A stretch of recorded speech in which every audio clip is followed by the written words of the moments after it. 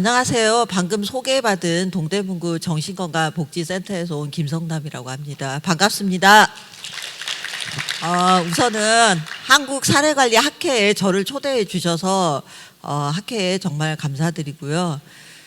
사실 저는 저뿐만 아니라 여기 계신 선생님들이 모두가 다 현장에서 사례관리를 하고 계시는 분들이라는 걸 어떻게 정신건강과 관련된 사례관리를 꺼내야 될까 되게 고민을 좀 많이 했습니다. 아마 현장에서 정신건강 대상자에 대한 부분에 있어서 굉장히 어려움이 많으실 거예요. 네, 저도 현장에서 많이 듣고 있습니다. 제가 오늘 제가 근무하고 있는 정신건강복지센터에서 사례관리 또는 이제 뭐 여러 가지 사업과 연결된 또 다른 사례들, 그러니까 다양한 사례들을 보고 있잖아요. 그 사례들을 어떤 형태로 관리하고 있는지를 좀 설명을 드리도록 하겠습니다. 네, 제가 지역사회에서 정신건강과 관련된 사례 관리를 하면서요, 가장 많이 들었던 질문이에요. 여러분들도 이 질문 많이 하셨죠? 네, 그리고 이 질문 하시면서요, 막 화도 내고 그러세요. 네, 분노해 하세요. 네, 공감합니다. 어디에 입원을 해야 하나요? 이런 상황에서 어떻게 해야 하나요? 정신, 자살 문제 어떻게 해결해야 하나요? 아마 현장에 계신 선생님들은 지금도 아마 이 질문을 하고 계실 겁니다. 참 어려운 질문이고 답을 줄 수 없습니다. 죄송해요. 네. 그리고 이제 정신건강복지센터는 뭐 하냐. 대개의 선생님들은, 지역사회에 계신 대개의 선생님들은 이렇게 생각하시죠. 위기정신질환자 입원시키는 것도 도와주는 기관 아니냐. 정신질환자를 지역사회에서 어딘가로 보내는 돕는 기관 아니냐. 이렇게 해석을 하시고 이렇게 생각들을 많이 하십니다. 그런데 당연히 입원을 어딘가에다 시키고 어딘가에다 연계시키고 하는 작업은 저희뿐만 아니라 선생님들도 하고 계세요. 누구나 다 사례 관리를 하는 사람이라면, 질병이 있는 사람이라면 그 대상자를 병원에 또는 어떤 자원 형태에 연계를 시키는 게 우리의 역할이기도 할 겁니다. 그런 점에서 좀 특이하게 정신질환자들은 병이 있기 때문에 병원에 입원을 해야 된다라는 거죠. 그런데 현장은 녹록하지가 않아요. 그런데 이제 사실은 제가 근무하고 있는 정신건강복지센터는 사업들이 굉장히 많이 있습니다. 물론 여러분들 기관에도 많이 있겠죠. 보시면 사실 정신건강 사업은 1995년부터 시작을 해서 지금까지 왔는데요. 여기 나와 있는 사업들을 제가 이제 연도별로 좀 정리를 한 건데, 95년에만 이걸 한 게 아니라요. 지금도 하고 있죠. 여기 있는 걸 다 하고 있는 상황이에요. 보시면은 이제 최근에는 이제 통합돌봄이라고 통합에 대한 이야기를 굉장히 많이 합니다. 그런데 저는 이 통합이라는 게 무엇인가? 근데 이미 통합은 지역사회에서 하고 있는 것 같아요. 네. 그리고 또 이제 아시겠지만 이제 재난심지. 작년에 이제 이태원 사고 일어나고 나서 이제 PTSD, 그러니까 외상후 스트레스 장애, 시민들이 많이 이제 충격을 많이 받았죠. 근데 이제 이런 PTSD 같은 대상자가 나타났을 때 개입할 수 있는 기관이 우리나라에 그렇게 많지 않아요. 결국은 정신건강복지센터가 이것을 또 해야 됩니다. 그래서 제가 말씀드리고자 하는 것은, 사실 정신건강 관련된 사례가 꼭 정신건강복지센터에서만 하느냐, 그것도 아니잖아요. 정신건강복지센터에서 모든 걸 다 커버하기는 어렵습니다. 그게 현장이고요. 사실 제가 이 주제를 접했을 때요, 통합 정신건강 사례관리라는 주제를 주셨는데, 사실 정신건강 사업의 국가에서요, 통합 정신건강 사업이라는 주제가 있습니다. 그런데 선생님들이 생각하는 통합 정신건강과요, 저희가 말하는 통합 정신건강은 개념이 좀 다릅니다. 선생님들이 알고 계시는 통합 정신건강은 결국은 정신건강복지센터 또는 동주민센터, 복지관 또는 통합사례관리사 구청의 통합사례관리사 선생님들 계시잖아요. 사례에 대한 부분에 있어서 통합적으로 개입하는 게 아니냐 그렇게 해석을 할 수 있는데요. 저희가 생각하는 통합정신건강 사례관리는 좀 개념이 달라요. 예. 그건 뭐냐면은요. 저희가 생각한 우리 정신건강 사업을 하는 사람들은요. 지역사회 특수성도 고려하고 그다음에 주민의 요구도 주민들이 많이 정신건강에 대해서 편견이 많잖아요. 여기 계신 선생님들도 굉장히 편견 많으실 겁니다. 그렇죠. 정신질환자들 예, 어떻게 해야 되느냐. 예, 부정적인 편견이 더 많습니다. 그렇다면 정신건강 사업에서는요. 이런 부정적인 감정들을 해소하는 사업들도 해야 됩니다. 예. 물론 여러분들도 같이 함께 동참해 주시면 저는 기쁘게 받아들이겠습니다. 예. 그 다음에 이제 정신건강 수준을 향상시키는 것도 통합에 들어갑니다. 사실은 이제 아까 선생님들께서 자주 저한테 질문 주셨던 부분들 그 중에 하나가 이제 위기 정신질환자 어디에 입원시킬 것이냐. 그건 사실은 굉장히 단순한 문제가 아닙니다. 굉장히 복잡한 여러 가지 것들이 연결되어 있습니다. 그렇다면은 정신질환자들을 지역사회에서 같이 우리랑 같이 살아가게 하려면 결국은 국민들의 정신건강 수준을 높일 수밖에 없습니다. 그런데 우리나라 사람들은 아직도 정신건강에 대해서는 굉장히 배타적입니다. 아마 여러분들도 그런 배타적인 심리를 가지고 계실 겁니다. 그렇다면 제가 주장하고 싶은 것은 선생님들이 과연 정신건강 대상자에 대해서 어떻게 받아들이냐를 한번 돌아보셨으면 하는 그런 바람입니다. 그리고 이제 사례관리 대상자들 중에서요, 모르겠습니다. 여러분들은 자기가 봤던 사례 대상자가 가장 안타깝고 위기이고 가장 불쌍하고 애처롭고 그렇게 받아들이실 것입니다. 근데 이제 저는 제 입장에서는 수많은 사례 대상자가 오는데요. 정신질환자가 가장 애달프고 가장 애처로운 그런 대상자입니다. 네. 뭐 누구나 다 이렇게 얘기할 것 같습니다. 그리고 이제 정신건강 수준을 높인다라는 것은 결국은 이제 우리 국민들 하나하나가 정신건강에 대해서 좀 더 치료적인 개입 또는 재활의 개입에 있어서 긍정적으로 작용을 할 수 있는 어떤 의식 수준이 높아져야 된다라는 생각이 저는 들어요. 예. 그리고 이제 사례 관리를 하고 있는 선생님들 또한 정신건강에 대한 부분들에 대해서 좀 더 열린 마음으로 가지셨으면 하는 그런 바람입니다. 그리고 이제 통합에 대한 개념 중에 또 하나가요. 사실 그 정신건강 사업이요. 주로 이제 지자체 예산으로 지방자치단체장의 예산으로 좀 이루어진 경우들이 많이 있었어요. 그런데 이제 중앙정부 예산이 좀 들어왔어요. 그러니까 예산에 있어서도 통합적 개입이라고 저희는 해석을 하고 있습니다. 네.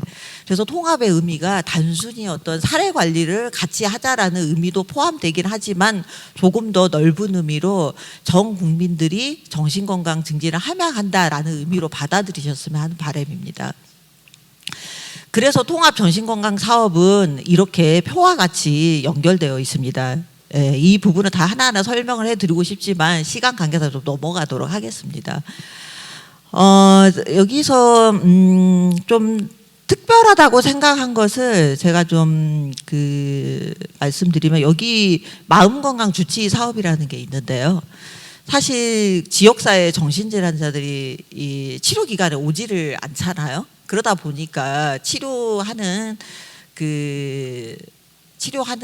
빨리 해야 되는데 치료가 더 더디게 되고 그러다 보면은 핵심적인 그 시간을 놓치게 되고 결국은 만성화로 이어지게 되고 그리고 결국은 입원과 그다음에 퇴원 그리고 재발 다시 반복 이렇게 왔다 갔다 하는 그런 형태들이 많이 발생하기 때문에 결국은 조기에 발견해서 조기에 치료하자라는 게 중요한 맥락입니다. 그래서 이제 마음건강 주치 사업은 결국은 정신과 의사들하고 그다음에 지역사회에서 사례 관리하고 있는 사례 관리자들하고 같이 연결을 해서 고위험군이 발생했을 때 지역사회의 정신건강의학과 전문의가 정신건강복지센터에 나와서 지역 주민을 정신건강복지센터에서 같이 상담도 하고 그다음에 치료를 받을 수 있도록 연결을 하는 그런 형태가 바로 마음건강 주치 사업입니다.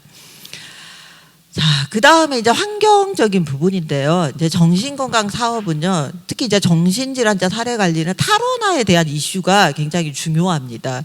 그런데 선생님들은 대부분 정신건강복지센터에 연결해 준 사례가요. 대개는 완전히 에머전시에 있는 분들이세요. 예. 그러면 에머전시에 있는 분들은 대개는 병원에 입원을 해야 되겠죠. 그런데 저희 정신건강복지센터는요, 오히려 탈원화를 주장하고 있어요. 그러니까 이게 좀 지역사회의 개념과 국가의 정신건강 정책이 조금 안 맞을 수도 있다라는 거죠. 예. 물론 선생님들이 정신건강복지센터에 연계하는 고위험군, 특히 에머전시에 있는 사람, 응급에 있는 사람들은 당연히 입원을 해야 되겠죠.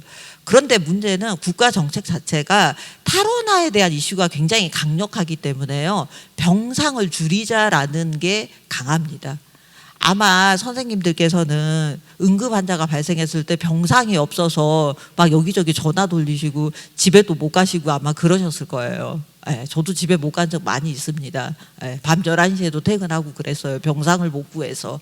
예. 그게 저희도 이제 보면은 국가 정책과 그다음에 병상의 문제, 여기서 오는 혼란스러운 것들이 굉장히 많이 있죠.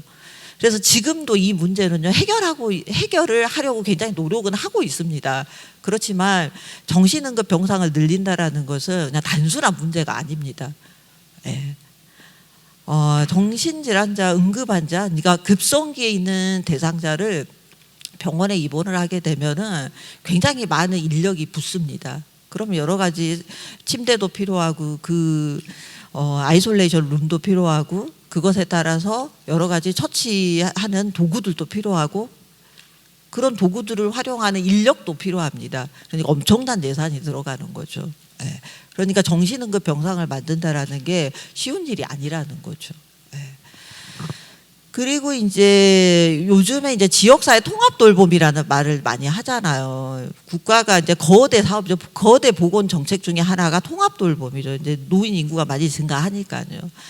근데 지금 최근에 이제 저희 센터에도 의뢰 들어온 사례를 보면은요, 노인분들이 되게 많으세요. 네. 근데 노인분들 대부분 다 자리 보존하고 계신 분들 많잖아요. 사실 누워 있는데 안 우울한 사람이 누가 있겠어요? 네. 네. 선생님들도 며칠 아파가지고 누워 있으면 기분이 좋으세요? 그렇지 않잖아요. 다 우울하고 힘들어요. 그런데 우리 대상자분들은 더 그러시겠죠. 언제 끝날지 모르는 병마와 싸워야 하는 상황이니까. 예.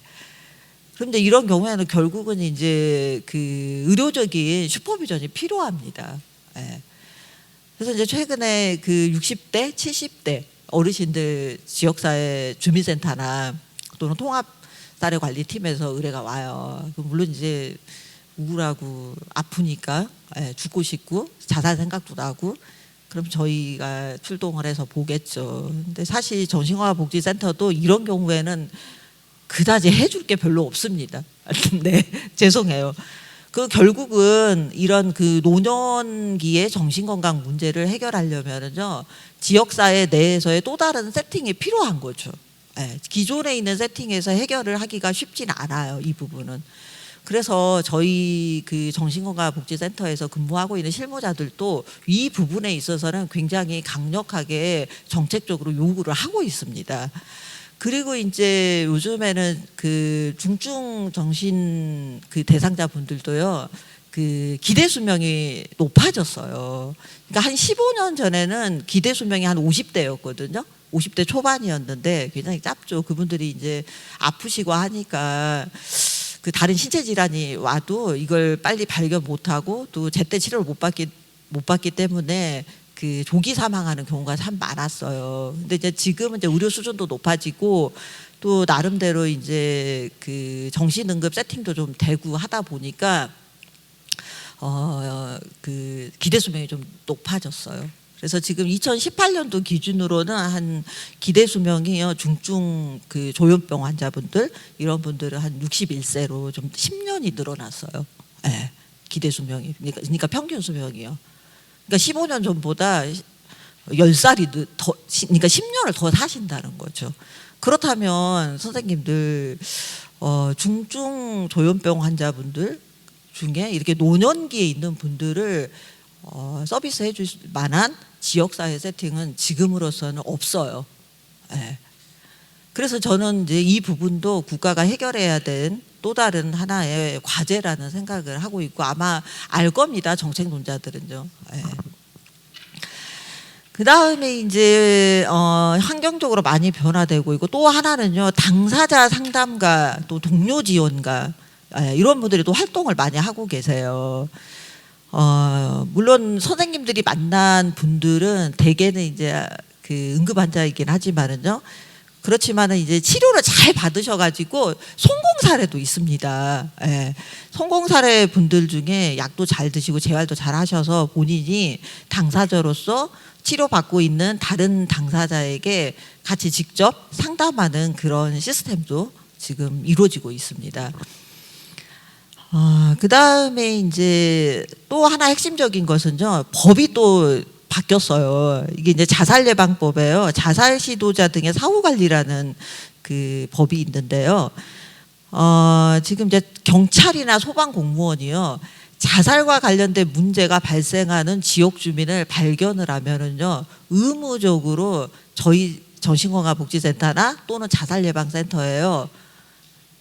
그 대상자에 대한 신상을 주게 되어 있어요. 네. 그런데 이제 여기서는 이제 대부분 올 때 그 개인정보가 또 우리는 또 보호를 해야 되는 상황이잖아요. 그러니까 개인정보를 보호하면서 이분들을 또 하나하나 접근을 하고 있어요. 네. 그래서 이제 그 자살예방법에 의한 이 자살 시도자들 또는 자살과 관련된 문제가 있었던 분들 또는 유가족자 분들이 경찰이나 소방 공무원으로부터 그 의무적으로 이렇게 오고 있는 거죠. 이렇게 보시면은 이제 제공하여야 한다라고 되어 있어. 예전에 법은 제공할 수 있다였는데 제공하여야 한다로 바뀌면서 이제 당연하게 이 자살과 관련된 부분들도 개입을 하고 있습니다. 그 다음에 이제 그 법이 사실 이제 우리가 법을 지켜가면서 일을 해야 되잖아요. 그런데 현장에서는 그 법을 지키기가 쉽지 않습니다.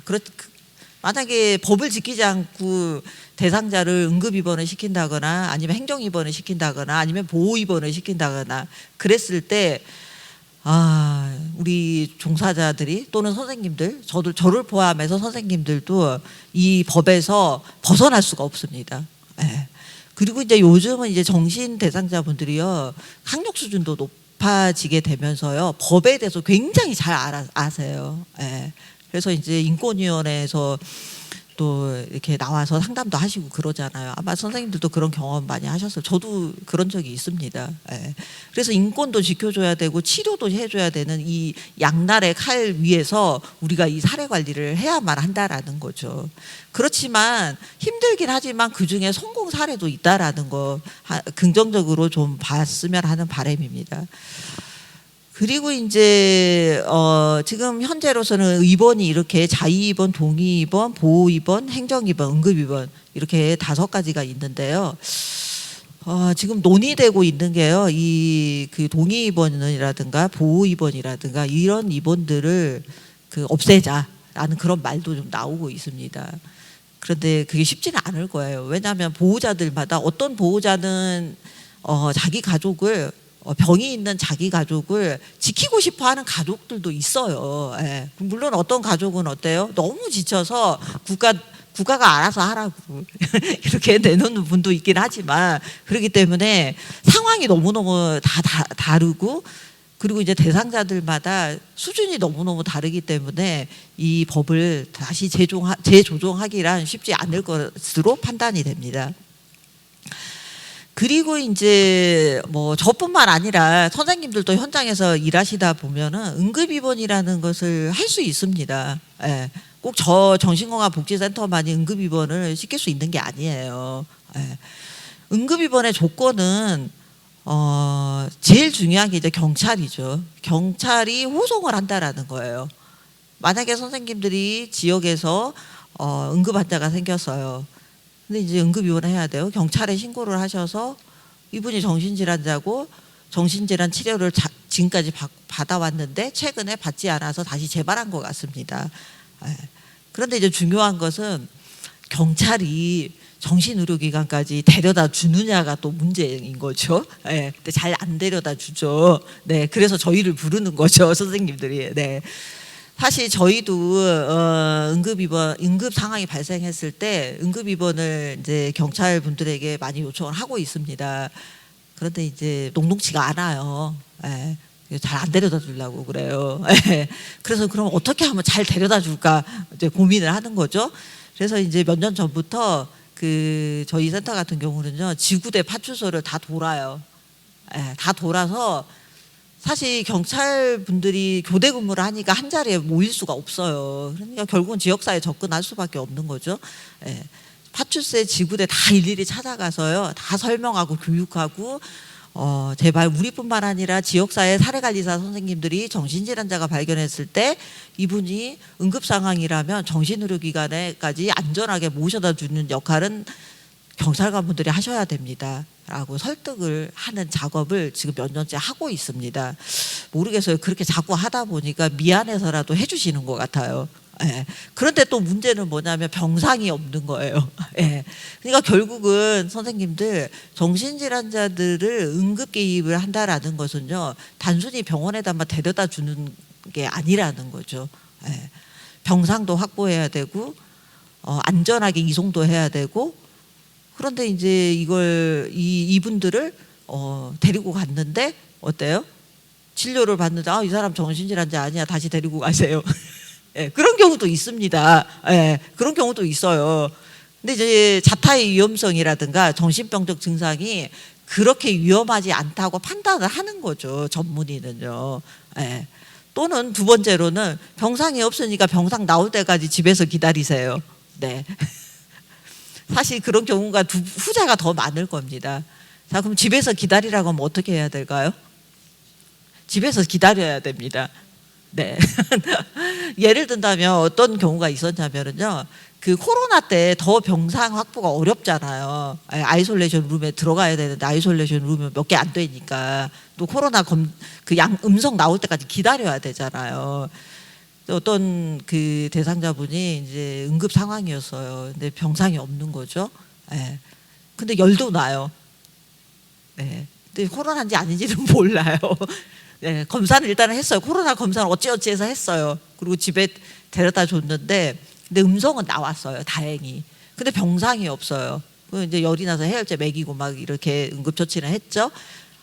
근데 이제 계속해서 증상이 막 나오는 거죠. 지역 주민들은 좀 신고 계속 들어오고, 예, 동주민센터 선생님들은 발 동동 구르시고 계시고, 예. 그래서 어떻게 해야 되냐. 다시 경찰을 불러서 이분을 응급실로 데리고 갔어요. 대학병원 응급실로. 그냥 밀고 들어간 거죠. 예. 그래서 응급처치만 해달라고. 그래서 이제 그 응급처치만 받고 주사만 맞고 왔어요. 예.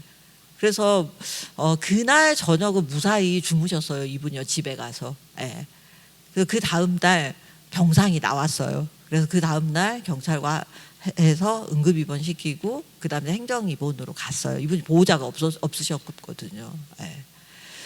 근데 사실 이렇게 개입을 하려면은요, 결국은 다 아다리가 맞아야 돼요. 네, 아다리가 맞아야 된다는 거죠. 정신건강복지센터, 그 다음에 동주민센터, 그 다음에 경찰, 그 다음에 이제 물론 대학병원에 제가 전화를 했겠죠. 이런 사람이 있으니까 주사라도 좀 놔달라고. 예.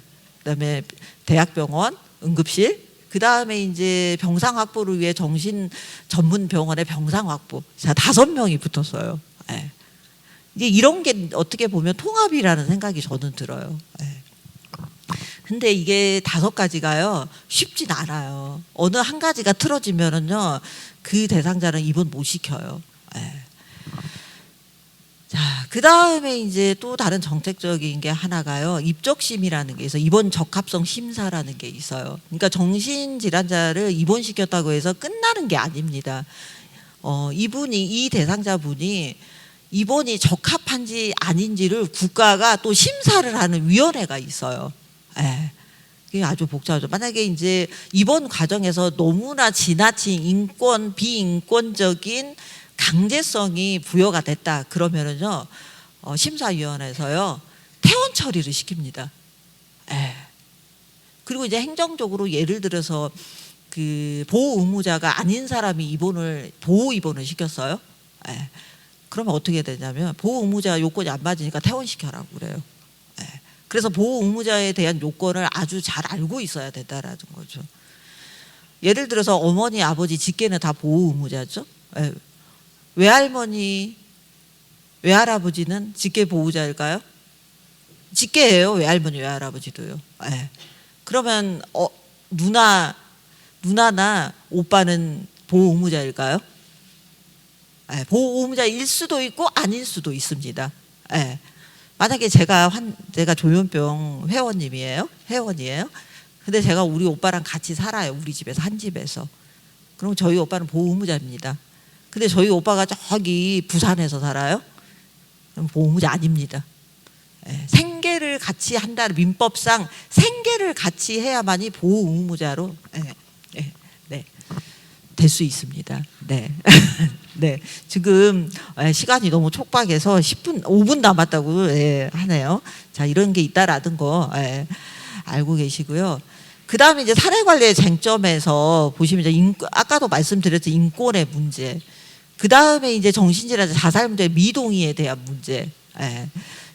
근데 이제 제가 여기 이제 슬라이드 중에 미동의에 대한 부분이 제가 하나 가지고 왔어요. 정신 대상자 대부분이 동의할까요? 아니요, 동의 안 해요. 제가 사례관리 다 정말 몇 년씩 했던 사례관리 대상자분도요 동의 안 해요. 아직도 동의 안 해요. 그러니까 동의한다라는 것은 쉽지 않다라는 거죠. 그래서 우리에게 오는 대상자는 문제 해결 능력이 없거나 모르거나 안다 해도 해결하고 싶지 않아요. 본인은. 저희만 어때요? 저희만 해결하고 싶은 거예요. 네. 그래서 우리는 미동의자에 대해서는 미동의할 것이다라는 것을 전제로 두어야 된다라는 거죠. 이걸 받아들이셔야 돼요. 그래야 행복해집니다. 여러분도. 저도 행복해지고요. 그래야 저희가 조급해지지 않는다라는 거죠. 그리고 장기적으로 계획을 수립해야 되는 거죠. 장기적 계획이라는 거, 결국은 잦은 접촉, 정기적인 접촉, 그 다음에 이제 지역사회에 관련된 유관기관들하고 서로 의사소통을 해야 된다라는 거죠. 그래서 대부분의 미동의자는 문제가 또 발생하게 되죠. 문제가 발생했을 때 그 타임을 잘 포착하는 게 중요합니다. 그래서 자원들과 정기적으로 의사소통을 하는 게 중요하고, 미동의자 스스로는 별로 불편해하지 않고 지역사회 기관과 우리들 간의 갈등이 또 번지기도 하죠. 이 갈등을 좀 조심해야 될 것 같다는 생각이 들어요. 그래서 관련 기관들의 불안감, 서로 이 부분 미동의할 것이다라는 것에 대해서 서로 인정해 주는 거죠. 그렇지만 우리도 같이 기다리자라는 여유를 좀 가지셔야 될 것 같다는 생각이 듭니다. 그리고 이제 결국은 이제 법과 사례 관리에 대한 슈퍼비전, 그 오전에 슈퍼비전 교육이 있으셨던 걸로 알고 있는데, 저도 끊임없이 슈퍼비전을 해주기도 하고 저도 받기도 합니다.